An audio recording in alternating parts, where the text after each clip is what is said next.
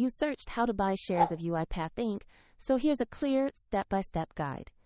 UiPath is an enterprise software company focused on robotic process automation, listed on NASDAQ under the ticker PATH. This video is educational and not financial advice. To buy any stock, you need a broker, and we'll use eToro as an example to show the process. After registering, you will typically need to verify your account with an ID document and add funds before you can place an order. Use the platform search box and type the ticker PATH to find UiPath Inc. Select the matching result carefully to ensure it is the correct company listing on NASDAQ.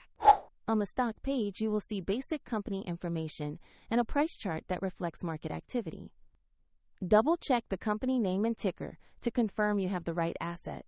To invest, click the Buy or Trade button, choose the amount you want to invest, and review the order details before confirming.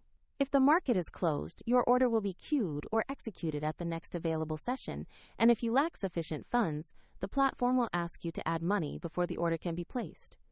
Once completed, your new position will appear in your portfolio view. For convenience, a demonstration link to eToro is in the description below if you want to follow the same steps.